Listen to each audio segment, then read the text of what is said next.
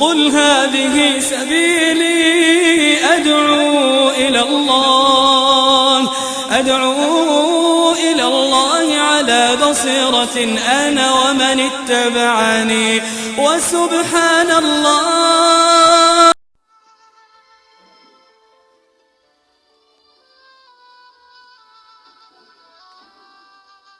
أعوذ بالله السميع العليم من الشيطان الرجيم. بسم الله الرحمن الرحيم. إن الحمد لله نحمده ونستعينه ونستغفره ونعوذ بالله من شرور أنفسنا ومن سيئات أعمالنا. من يهده الله فلا مضل له ومن يضلل فلا هادي له. ونشهد أن لا إله إلا الله وحده لا شريك له ونشهد أن محمدا عبده ورسوله صلى الله على سيدنا محمد وعلى آله وصحبه وسلم تسليما كثيرا. سبحانك لا علم لنا إلا ما علمتنا إنك أنت الحليم الحكيم.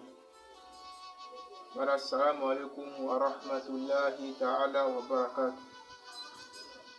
Alhamdulillah, une fois de plus encore, on doit dire merci à Allah. Allah subhanahu wa ta'ala qui nous a fait voir ce mois de Ramadan avec la santé. Chers frères, chers soeurs, Inch'Allah, aujourd'hui,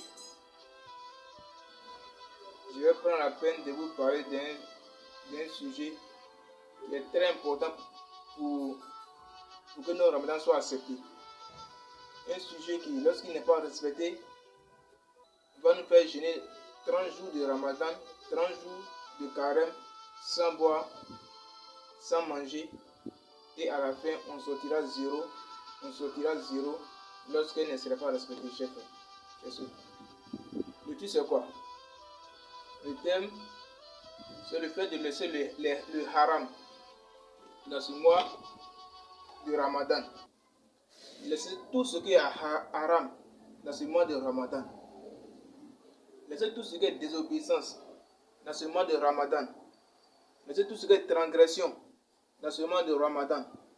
Si nous n'arrivons pas à laisser tout ceci, toutes les transgressions, tout ce que devant Allah subhanahu wa ta'ala, c'est on va jeûner, on va endurer la faim, on va endurer la soif, mais à la fin, on sortira zéro, chers frères. La réalité est que Allah subhanahu wa ta'ala nous a donné le mois de Ramadan pour pouvoir nous rattraper. Les manquements qu'on a eu depuis le Ramadan passé jusqu'à cette année, c'est pour se rattraper que Allah subhanahu wa ta'ala t'a fait la faveur, Inch'Allah, d'avoir ce Ramadan. Si tu jeûnes, mais tu ne laisses pas le haram, tu te mens à toi-même. Lorsque tu jeûnes, mais le haram, tu n'arrives pas à laisser, tu jeûnes le jour, mais le soir tu fais le haram, ou bien tu jeûnes la journée. La journée tu es en jeûne, tu fais le haram, tu mens, tu calomnies, tu voles.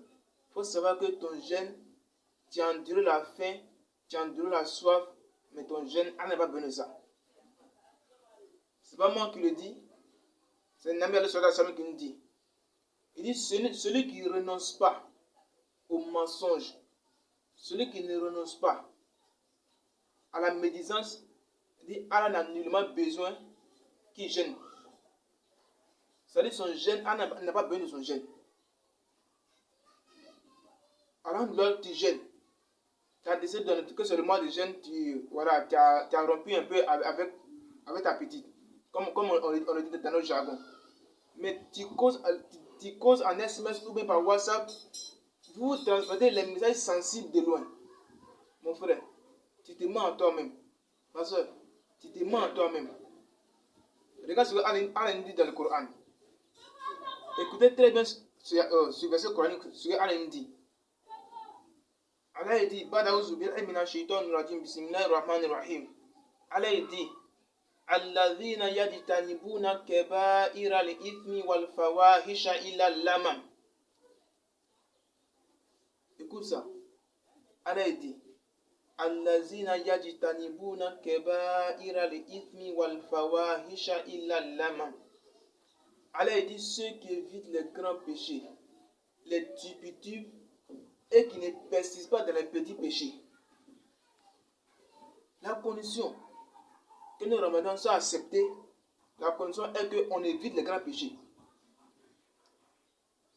Lorsque tu es en jeûne, mais tu désobéis à maman, tu désobéis à papa, tout ce qu'on dit, laisse, tu ne laisses pas, il faut savoir que tu te mens toi-même, ton jeûne, tu ne gagneras rien dans ton jeûne, si ce n'est que la faim que tu as endurée. C'est comme si tu sors zéro. Tu es ton propre témoin. Regarde depuis l'année passée, tu as fait combien de désobéissances? Combien de fois tu as fait la fornication? Combien de fois tu as volé? Combien de fois tu ne respectes pas maman, tu ne respectes pas papa? Mais dans le mois de Ramadan, tu continues. Quand comptes-tu arrêter? Tu comptes arrêter quand? Il faut savoir que la mort est à nos trousses. C'est un rappel aujourd'hui qui est un peu fort.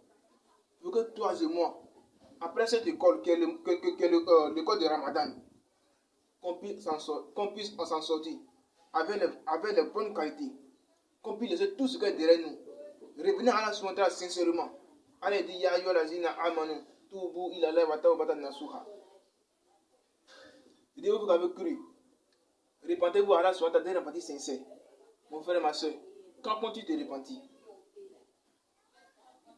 tu n'es pas signé un traité avec Allah subhanahu qui va te donner ton temps de faire truc. Mais c'est à toi de prendre tes précautions. Il est grand temps de prendre la religion sur lui. Il est grand temps de revenir vers Allah subhanahu wa ta'ala.